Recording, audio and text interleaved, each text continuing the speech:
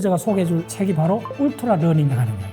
이름 없는 학교를 졸업한 젊은이가 MIT의 4년째 강의를 단 1년 만에 마스터하고 쓴 책입니다. 그럼 MIT 졸업한 것도 똑같아요. 더 놀라운 거는 흔히 이야기하는 IQ하고 별 관계도 없습니다. 그래서 울트라 러닝이 제시한 건 뭐냐면 저한테 확 와닿았던 거는 딱 세 가지요.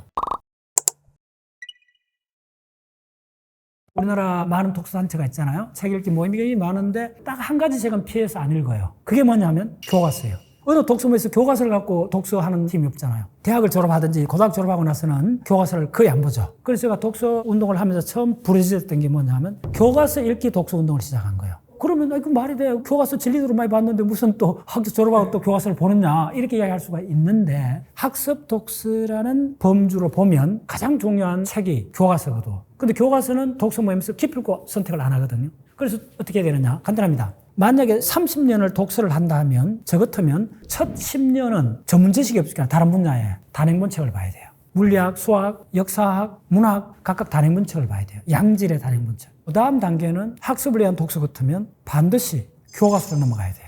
이 개념을 사람들이 안 갖고 있어요. 왜냐하면 교과서를 보는 걸 독서라 생각 안 하기 때문에 그래요. 교과서를 10년 정도 보게 되면 그 분야의 양질의 기본 백본이 되는 지식은 다 갖게 돼요. 근데 그게 오래 안 걸려요. 사실 해보면. 그래서 요약해드리면 우리 인류가 갖고 있는 정보량을 양을 비교하면 단행본 책이 1의 정보를 갖고 있다면 교과서가 적어도 10배의 정보를 갖고 있습니다. 하나 예를 들어줄게요. 브레인의 전문가가 되는데 어느 정도까지는 단돈 1원도 안 듭니다. 저가 전공이 전자공학이잖아요. 그리고 브레인에 대해서는 아예 직업적으로 접근할 수 없는 사람이잖아요. 근데 제가 브레인에 대해서 책을 얼추 4권을 쓰고 이렇게 할 수 있는 건 뭐냐 하면 구글에 들어가면 세계적으로 유명한 브레인의 논문이 10만 편 정도 오픈이 되어 있습니다. 누구나 다 공짜로 다 볼 수 있습니다. 그런데 우리가 교과서 읽기 훈련을 안 하기 때문에 그 지식을 훔칠 수가 없어요. 교과서 지식도 못 훔치고 나가서 당연히 100배도 많은 논문에 대한 지식은 근처도 못 가게 되는 거예요. 그냥 훔칠 수 있는 거 아닙니다. 훔치는 정도가 되려면 그 지식의 정보량이 적어도 본인이 한 80% 정도 갖고 있어야 돼요. 훈련이 필요한 거예요. 그래서 지금 두 번째 제가 소개해줄 책이 바로 울트라 러닝에 관한 이야기입니다. 이 책 저자가 누구냐면 컴퓨터 사이언스를 한 전공한 학생이에요. 이 학생이 자기가 나온 대학이 그렇게 세계적 대학이 아니에요. 그런데 어느 날 결심을 하고 세계 최고의 명문 MIT 공대에 오픈 클래스 강의가 있잖아요. 전 세계 사람도 오픈한 양질의 강의가 33개 과목인데 컴퓨터 사이언스에 이걸 4년 동안 강의하는 카리큘럼이래요. 근데 다른 이름 없는 학교를 졸업한 젊은이가 세계 최고 명문의 그 어렵다고 유명한 컴퓨터 사이언스의 MIT의 4년째 강의를 단 1년 만에 마스터하고 쓴 책입니다. 말 그대로 울트라 러닝이잖아요. 다 이수했다는 말이면 시험을 칩니다, 그거예요. 점수를 맞아야 통과해요. 그럼 MIT 졸업한 거 똑같아요. 실력으로서는. 그래서 이 사람이 울트라 러닝에서 제시하는 거는 중요한 데만 잘 설계해갖고 중요한 데만 잘 훔쳐내면 압축적으로 학습이 가능하다는 거예요. 그래서 울트라 러닝이 제시한 건 뭐냐면 첫 번째 그 사람이 주목했던 거는 기억의 인출이에요. 저도 이제 훈련을 많이 해보는데 확실히 최고의 학습법은 강의를 듣거나 책을 읽거나 했던 그 내용을 적어도 한 10분 정도 안 끊어지고 하나의 스토리로 인출해 보시는 거. 인출이라는 게 뭡니까? 내 기억을 끄집어내는 거잖아요. 빨리 예를 들어줄게요. 올 3월 달에 EBS 세계 태박여행을 촬영하러 아이슬란드 가서 24일간 보냈거든요. 그 가서 알았는데 아이슬란드에서 수출 많이 하는 게 알루미늄을 수출 많이 한대요. 그럼 놀랍잖아요? 그럼 설명해 줘야 되잖아요. 그걸 내가 알았으면 설명을 어떻게 해줘야 되겠어요? 그럼 아이슬란드에는 알루미늄이 많이 납니다. 이렇게 지나가면 그럼 별 의미가 없잖아요. 저는 어떻게 됐냐면 5년 전인가 어떤 기사를 봤는데 알루미늄을 전 세계에서 어디서 수출을 많이 하는 거 봤더니 투르키스탄인가? 그 나라래요. 좀 황당하잖아요. 알루미늄 굉장히 우리가 알루미늄 포일, 알루미늄 캔 음악 많이 쓰는데 그럼 우리나라도 공장이 없느냐? 미국도 공장이 없느냐? 우리나라도 공장이 옛날에 있었는데 뭐 별로 없다는 거예요. 미국도 거의 생산을 안 한다는 거예요. 예를 들면. 그러면 그 지식이 인출을 어떻게 해야 되느냐? 그러면 선진국들이 미국하고 우리나라 같은 나라가 왜 알루미늄 안 만들어내느냐 거의. 그럼 그 지식은 뭐와 연결되냐면 알루미늄을 생산하는 과정이 뭐지라고 묻게 되는 거예요. 그게 인출법이에요. 물어봤더니 알루미늄 생산할 때 전기가 어마어마하게 든다는 거예요. 그래서 알루미늄은 150년 전에는 금 가격이었습니다. 초기에. 그러면 자, 두 번째 인출을 해보면 발전소가 많이 있어야 된다는 걸로 연결이 되죠. 오케이?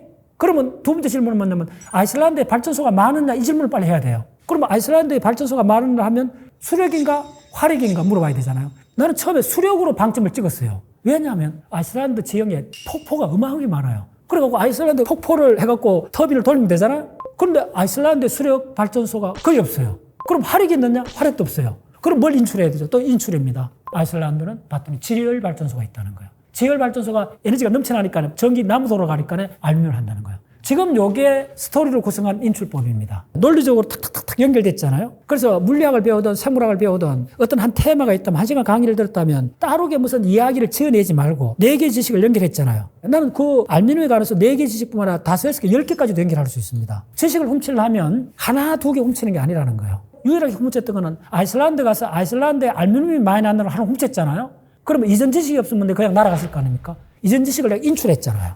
발전사고 인출했고, 그 다음에 제열발전사고 인출했고, 그 다음에 또 다른 걸 인출을 어마어마하게 할 수 있어요. 내가 시간 있다면 알미늄에 대해서 1시간 강의를 할 수가 있어요. 이게 인출입니다. 그래서 그게 인출 훈련이 안 되기 때문에 영화를 3시간 보고 나도 소설을 하루 종일 보고 나도 이야기를 하라면 몇 가지 이야기를 못 하는 거예요. 왜냐하면 본인의 이전 지식을 인출하는 훈련을 안 해서 그런 거예요. 그러면 유추를 해보면 이 젊은 학생이 어떻게 했겠어요? 자기 기본 지식이 있겠죠. 그런데 MIT 같은 지식은 굉장히 고급 지식이 있잖아요. 세계적 명문이니까요. 그게 논문 수준 강의가 있었을 거 아닙니까? 그런데 이 학생은 교과서적 지식 정도 갖고 있으면 논문 수준 지식을 왔을 때 자기의 교과서적 지식을 인출해갖고 연결할 수가 있다는 거예요. 일반 지식 갖고는 안 돼요. 일반 지식은 그냥 알미늄 이름밖에 안 되는 거예요. 그래서 지식의 인출을 하려도 양질의 지식의 중간 과정인 교과서 지식을 10년 정도 훈련을 하셔야 돼요. 그러면 구체적으로 공부를 잘하는 방법은 낮에 일요일 날 2시간 공부를 했다 합시다. 그럼 반드시 침실에 가서 가만히 누워요. 가만히 누워갖고 10분 만에 내가 2시간 공부하는 걸 인출해봐요. 그러면 스토리가 곧장 안 나오죠. 그러면 핵심 키워드 딱 3개만 먼저 끄집어내야 돼요. 심지어 그게 초기 안 되면 2시간 동안 받는 내용 중에 핵심 키워드 하나만 끄집어내면 돼요. 그것만 쭉 암송을 해도 1시간 공부했던 내용이 전부 다 갖다 줄줄이 알스통으로 붙어 올라와요. 정 낚시하는 것 같아요. 낚시. 당겨갖고 이렇게 살 이렇게 훅 따라와요. 그러면 이쪽에서 정리가 돼요. 그리고 다시 또 공부를 하고. 이건 충분히 반복할 수 있어요. 그래서 첫 번째 기억은 인출하는 거. 두 번째는 뭐냐면 초과학습입니다. 초과학습은 이렇게 이야기할게요. 프로젝트입니다. 예를 들어주면 엔트로피란 말을 알고 있잖아요. 들어보긴 했죠. 누구나 엔트로피 들어봤을 거예요. 근데 엔트로피라는 그 용어를 초과학습해야 돼요. 초과학습이라는 말은 무슨 냐면 체화를 해갖고 그걸로서 일상생활을 하라는 거예요. 자, 그럼 다시 돌아가 볼게요. 그 컴퓨터 사이언스 학생이 MIT에 4년 동안 33개의 과목을 다 통과할 수 있는 이유가 뭐겠어요? 그 학생이 1년 동안 어떻게 보냈겠어요? 한마디로 하면 미친 사람처럼 살았겠죠. 다른 생각 거의 안 했겠죠. 그게 초과학습이에요. 몰입도 보통 몰입이 아니고 설계된 극단적인 고강도의 학습이 가능하다는 거예요. 그럼 그 사람 몸살 나갖고 넘어지는 거 아니냐? No. 반대입니다.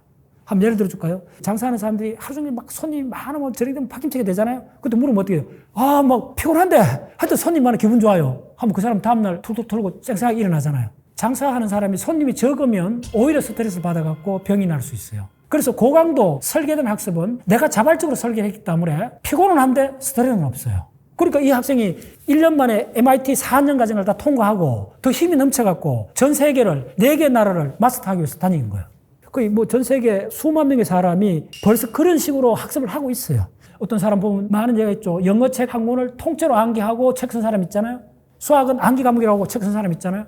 그게 뭐겠어요? 고강도 자발적으로 설계된 학습. 고강도고 자발적이고 설계하는 개인의 학습을 울트라 러닝이고 그걸 국가가 하는 경우를 프로젝트라 그래요. 아폴로 프로젝트, 마샬 플랜 전부 다 계획이잖아요.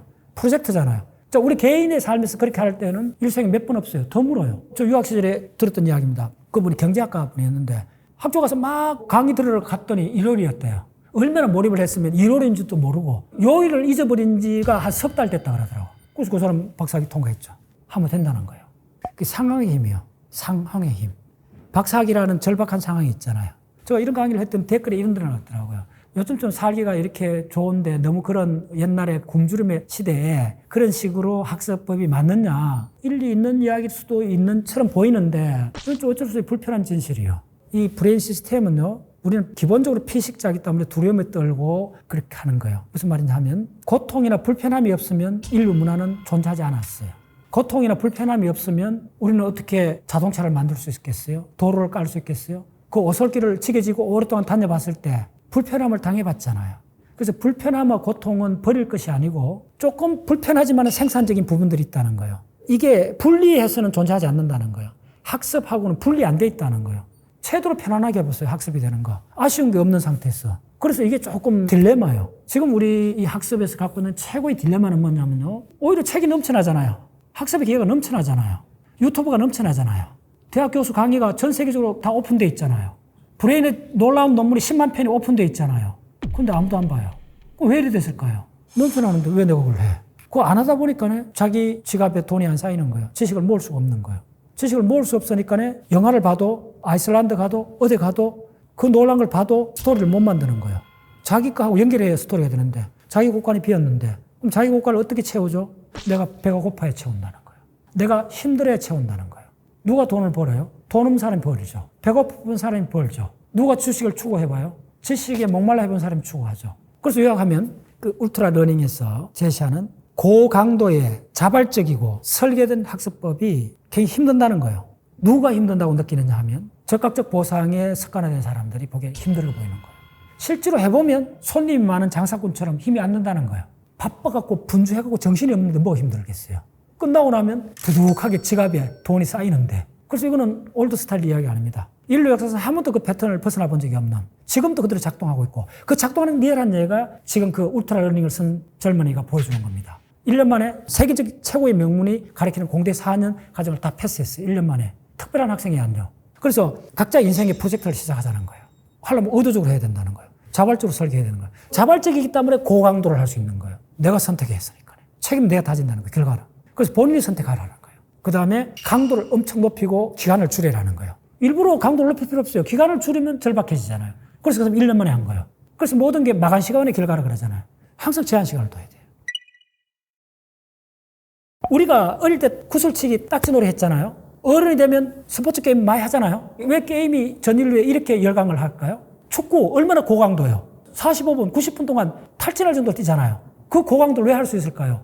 그게 놀이기 때문에 그래요. 게임이기 때문에 그래요. 오마이 사이언스. 됐죠? 바로 그 MIT 학생이 한 거는 자발적으로 설계된 고강도의 학습을 놀이로 한 거예요. 놀이로. 그래서 이 학생이 그 다음에 어떻게 자기 동료하고 전 세계를 다니면서 1년 만에 4개의 나라를 할 수 있는가? 그걸 놀이로 해버린 거예요. 놀이면 지치잖아요. 어린애들이 딱딱 놀이 하는데 지친 적이 없잖아요. 끊임없이 쾌감이 나오죠. 놀이로 바꾸라는 거예요. 그래서 이거는 다 모든 걸 해결할 수 있어요. 그래서 울트라 러닝은 좀 이렇게 많이 보급할 필요가 있어요. 왜냐하면 이렇게 사람들 그렇게 뭐 강하게 옛날에 배고플 때까지 그렇게 하면 안 된다잖아요. 이거 배고픈 게 하는 게 아니에요. 하면 쾌감이 나오는데 게임이 되는데 저 이렇게 즐겁잖아요. 저는 사실은 거의 30년 정도로 울트라 러닝을 하게 된 거예요. 울트라 러닝을 해보면요. 이게 길고 짧게가 아니고 강하고 짧게가 아니고 굵게 짧고가 아니고 굵고 길게 됩니다. 오마이 사이언스. 저는 학습을 지금 1년에 한 3, 4개월을 매주 일요일 날 4시간을 파워포인트 한 장 쓰고 전부 다 내 기억으로 하는 걸 지금 15년째 다 합치면 20년이 넘었어요.